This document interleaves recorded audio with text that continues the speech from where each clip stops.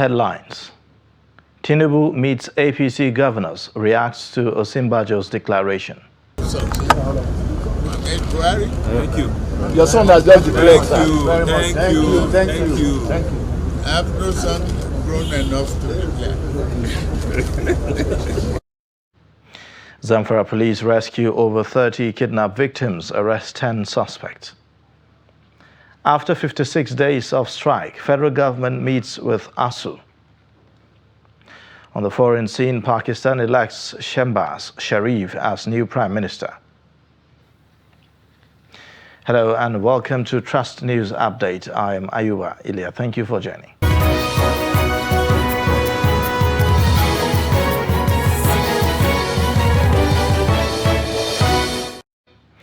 We begin with political stories. The national leader of the All Progressives Congress, Bola Ahmed Tinubu, on Monday met with some governors of the ruling party at the Kebbi State Governor's Lodge, Asokoro, Abuja.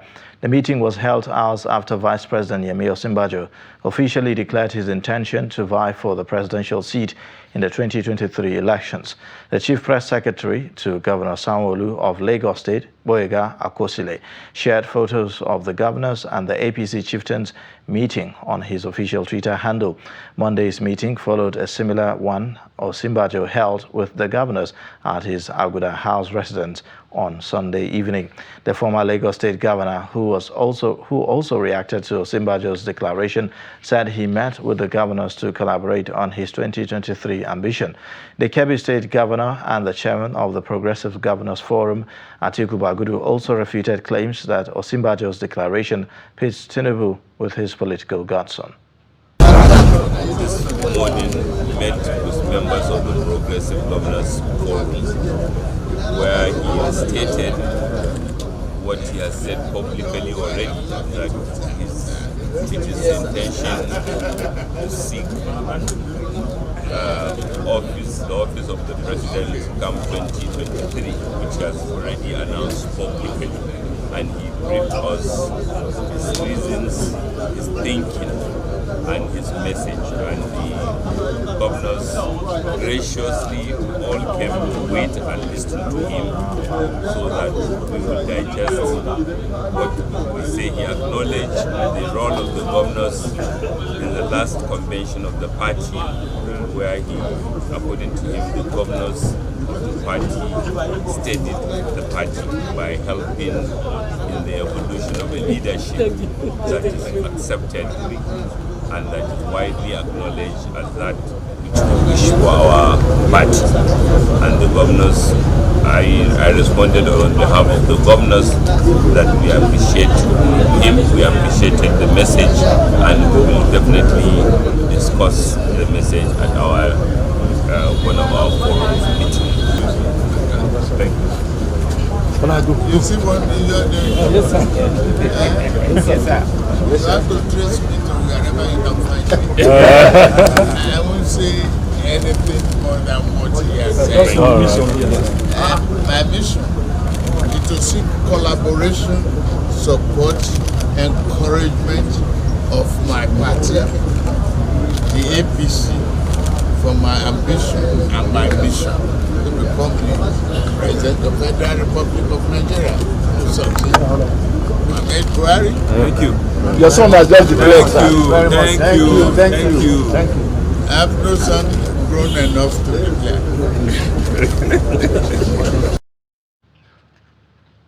In the same vein, after months of speculations and consultations across the country, Vice President Yemi Osinbajo has joined the presidential race ahead of the primaries of the All Progressives Congress, which comes up in May.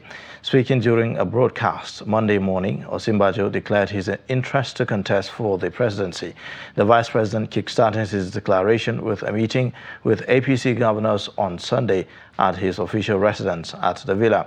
Here's a look at the profile of the Vice President, Yemi Osinbajo. Professor Yemi Osinbajo is a senior advocate of Nigeria and senior partner in the law firms of Siemens Cooper Partners.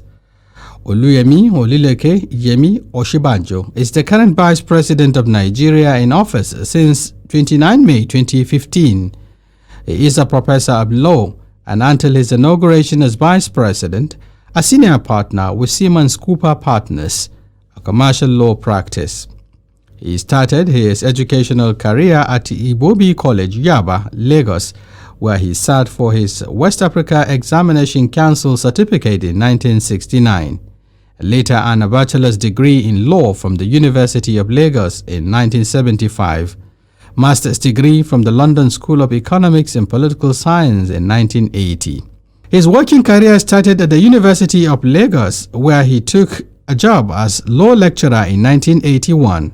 Born in Lagos State, Nigeria on the 8th of August 1952, Professor Oshibanjo was originally from Ogun State. His journey into politics began with the All Progressives Congress APC after the formation of the party in 2013. On 17 December 2014, the presidential candidate of the All Progressives Congress APC, retired General Muhammadu Buhari, announced Oshibanjo as his running mate and vice presidential candidate for the 2015 general elections. On 31st March 2015, Buhari was confirmed by the Independent National Electoral Commission (INEC) as the winner of the presidential elections. Thus, Oshibanjo became the vice president-elect of Nigeria. As President Muhammadu Buhari took ill on May 9, 2017, he wrote a written declaration to the Senate President and House of Representatives on his decision to embark on a medical trip. Vice President Professor Yemi Oshibanjo was conferred the acting president during President Buhari's medical leave. As he throws his hat in the race, Professor Yemi Oshibanjo made certain promises to Nigerians. Thus, if given the opportunity, then I believe that first, we must complete what we started by radically transforming our security and intelligence architecture, complete the lifting of 100 million Nigerians out of poverty within this decade, and rapidly advance our infrastructure development, especially power, roads and railways. Agriculture, taking the agricultural revolution to the next level, especially mechanization and developing the farm-to-table value chain. Education, I will complete the task of ensuring that all Nigerians attend schools and reform our educational system for relevance to the challenges of this century. Governance, strengthening the capacity of states and local governments to deliver on their respective mandates. I will make sure the government agencies serve the businesses. Ethnicity, let us build a Nigeria where everywhere in this land is home for everyone, where our diversities, tribes and faiths unite rather than divide us. Let us build a Nigeria where everyone sees each other as sisters and brothers. Away from politics, gunmen have killed the chairman of the All Progressives Congress in Atakumosa, East Central Local Government Area of Osun State, Chief Benga Ogbara. Chief Ogbara was shot dead in his sitting room in the early hours of Monday in Igangan, his hometown.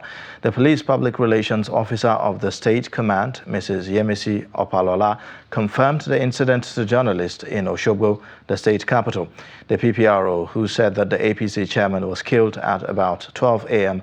by some gunmen, added that police have been deployed to the area while investigation on the matter is ongoing. Meanwhile, his corpse has been deposited at Wesley Guild Hospital in Ilesha. The police in Zamfara State have rescued 39 kidnapped victims who were abducted in March and early April at various villages of Bungudu and Maru local government area of the state. It has also arrested 10 suspects for different offenses and recovered locally fabricated guns and car, among others in the state. The report. The 39 kidnapped victims rescued by Zamfara State Police Command included 15 nursing mothers, 8 males and 16 children. The Commissioner of Police in Zamfara State, CP Ayuba Elkana, explained that the 39 abducted persons were rescued during a police and military joint clearance operation at the Barmagaji camp, located at Kadanya Forest between Kaura Namuda and Maranu local government areas of the state. The Zamfara State Police Command, under my watch, has recorded another landmark achievement that comprises the unconditional release of 39 kidnapped victims, arrest of 10 suspects including members of the outlawed group, popularly known as Yansakai, recovery of locally fabricated guns, 1 stolen Honda vehicle, 2012 model, and 4 motorcycles, and other exhibits during various police operations across the state. He said the police apprehended 10 suspects who included 3 kidnappers in connection with the abduction of 2 persons at Fakon Idi area in Talata Marafa local government area of Zamfara state. The 3 suspects are Babangida Yusuf, Ibrahim Lawali, and Abdusalam Abubakar. The CP disclosed that 4 out of 10 suspects were members of vigilante operatives who are terrorizing innocent marketers at Dogon Kate Market in Kora Namoda local government areas of the state. On the 10th of April 2022 at about 16:30 hours, troops from Sector 1 of Operation Hadron Daji operating at Dogon Kate axis in Kora Namoda local government area handed over the above-named suspect to Zamfara State Police Command for discreet investigation on alleged invasion of Dogon Kare Market, where marketers, including Fulanis, were attacked and harassed. This type of situation aggravates reprisal attack from bandits killing and abducting innocent people. The police said it will charge the suspect to court after investigations are concluded. Elkanah thanked the people of Zamfara State for the synergy with security agencies, especially the police, and assured of the commitment to ensure security and safety of residents of the state. Terrorists who attacked Abuja-Kaduna train have released a fresh hostage video showing their victims in an unidentified location. The Chief Executive Officer of Nigeria's Bank of Agriculture, Awal Ali Hassan, who was recently released, is flanked by other abductees in the new video. The masked terrorists who wore military uniforms and stood behind the abductees in the video, which was released on Sunday. Some of their captives, among which is a Kaduna State University undergraduate student, were seen calling on the government to come to their rescue. The attack on the train between Abuja and Kaduna on March 28 saw the terrorists detonated a bomb on the track, killed 8 people and abducted 168 people whose whereabouts is still unknown. Meanwhile, foreign missions in Nigeria and other international bodies have tightened up security alerts for travels in the 7 states making up the Northwest geopolitical zone, following last month's attack on a passenger train arriving in Kaduna from Abuja, the attack on commuters and soldiers along Abuja-Kaduna Road, and the Kaduna International Airport bombing. Reports say that though there had been travel advisories to states like Katsina, Zamfara, and Kaduna, the alert level was upped across most embassies and other organizations over heightened fear of insecurity.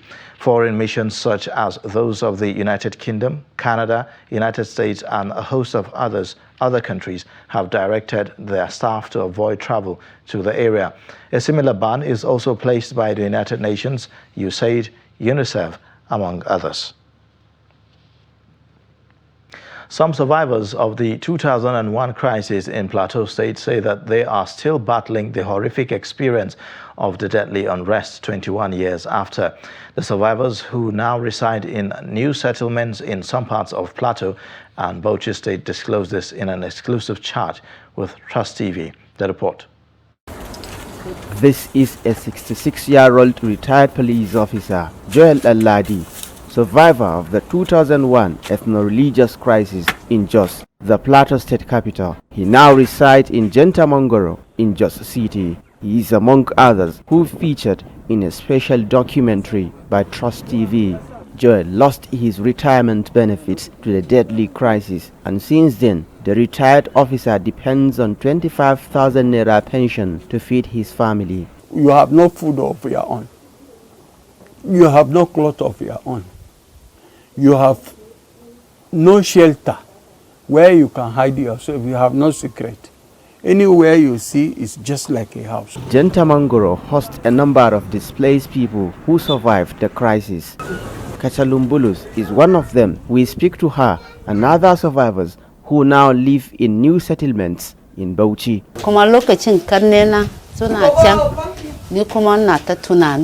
My siblings were trapped in the violence. I was worried. One Alhaji saved our people because we lived peacefully together when the violence was lessened. We moved our belongings to this place. There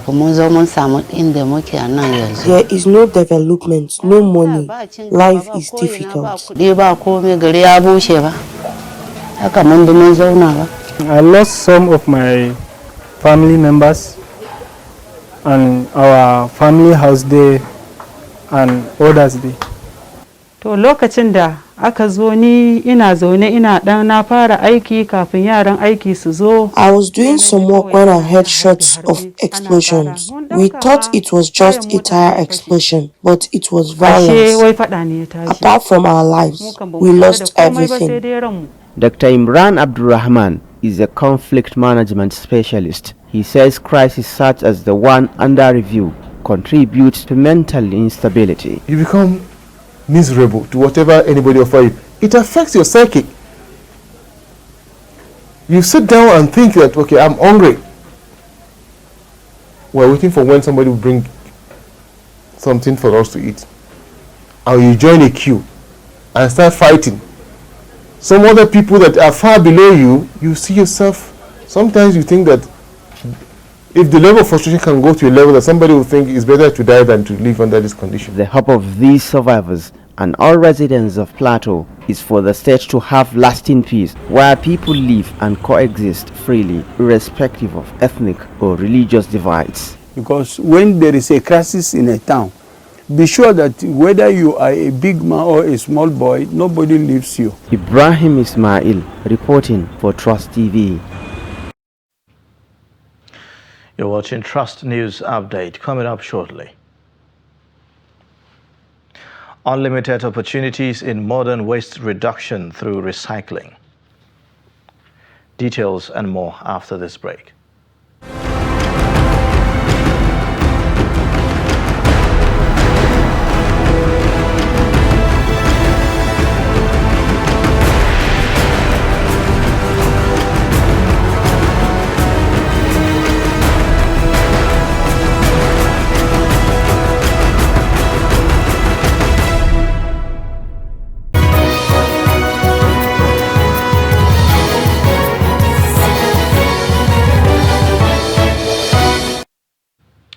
Thanks for staying. You're watching Trust News Update. Here's a look at the top stories again. National leader of the All Progressives Congress, Bola Ahmed Tinubu, meets with some governors of the ruling party in Abuja. Police in Zamfara State have rescued 39 kidnapped victims who were abducted in March and early April at various villages of Bungudu and Maru local government areas of the state. Now, the federal government, through the Minister of Labour and Employment, Chris Ngige, is set to meet with the Academic Staff Union of Universities today. According to The Punch, the meeting, which is scheduled to commence by 5 p.m., will have in attendance representatives of the federal government and ASU, the Director of Press and Public Relations Officer, Federal Ministry of Labour and Employment, Patience Onobia, in a notice of meeting sent to journalists on Monday, said that Ngige will chair the meeting himself. National Agency for Food and Drug Administration and Control has alerted the general public that Continental Mills is recalling a single lot of great value buttermilk package and the waffle mix due to a potential foreign material contamination. This according to the alert with number 021-2022 signed by NAFDAC Director General Professor Moji Adeyeye. Adeyeye stated that the affected product was distributed nationwide in the United States of America, where consumers purchased the product from retail Walmart stores. She also disclosed that fragments from a cable used to clear the processing line were discovered in a limited amount of the product. According to her, no contaminated product has been reported by consumers to date, and no injuries have been reported to date. Recycling is today a key component of modern waste reduction and a source of wealth creation. The socio-economic opportunities in the sector is believed to be limitless, especially when handled properly. In this report, Abubakar Abdullahi visits a local factory at Sabon Garing Shabu in Lafia and files in this report. Several waste product of factories or waste product in communities which were considered hazardous are now sources of creating wealth in the modern society. Many local factories of recycling are now springing up, creating opportunities for many. Shabon Garin Shabu, in the outskirts of Lafia, Nasarawa State, where some of these local factories are housed, are busy recycling waste rubber to something useful for onward purchase by bigger companies across the country. This is a form of waste management as well as an avenue for creating jobs for many locals. We are going to put it in our department of our people that most of them, they are scrap dealers. But when we talk to them, we are giving them some time advance. They will buy the rubber and give for us. When we cut it, we are carrying and measure it by ton or by kilo to bring it to our side. When we brought it to our side, and you will see that we have boys that they are making selection. The selection boys are different, the cutting boys are different, and the people that are grinding are different, because it's a business that when you put it in your mind, you can do it.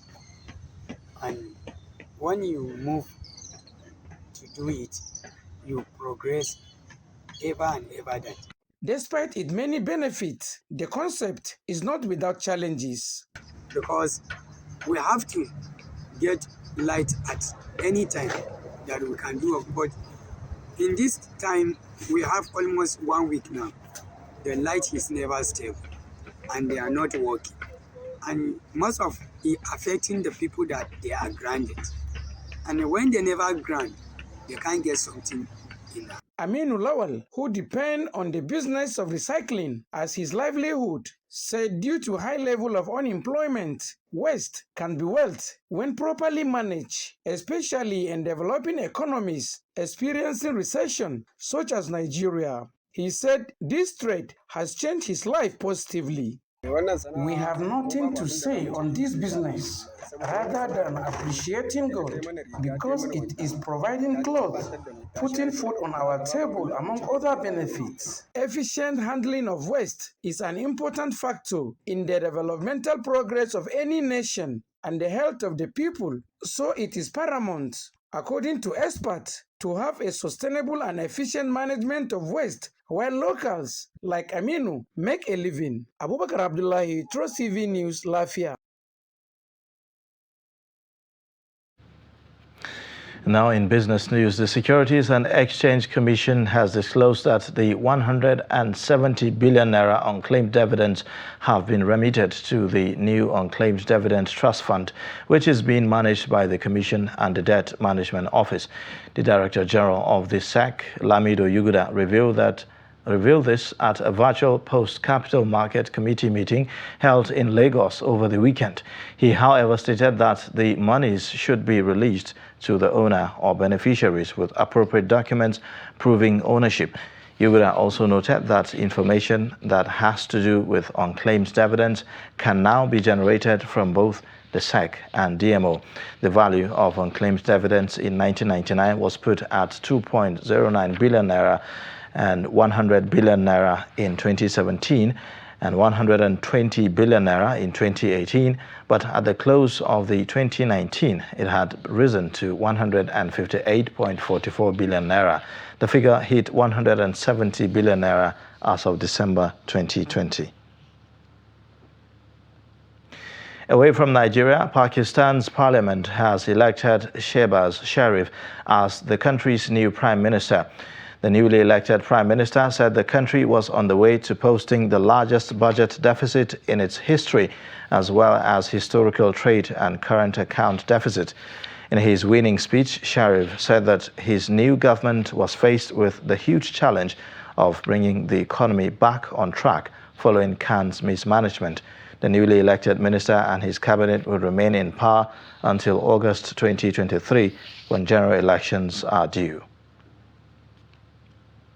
And in sports news, Ashraf Maharaj and Simon Hammer bowled South Africa to a comfortable 3-3-2 run win on the fourth day of the second test against Bangladesh in Canberra. Bangladesh were bowled out for 80, losing their remaining 7 wickets inside an hour at St. George's Park. It sealed a 2-0 series win after a 220-run success in the first test in Durban last week. Left arm spinner Maharaj took 740 and off spinner Hammer claimed 334. South Africa were forced to make 2 changes ahead of the day's play after Cyril Ewi and Wayne Mulder both tested positive for COVID-19. And that wraps up Trust News Update. But you can connect with us via our social media platforms and also subscribe to our YouTube channel to watch us live. I am Ayuba Ilya. Thank you for watching.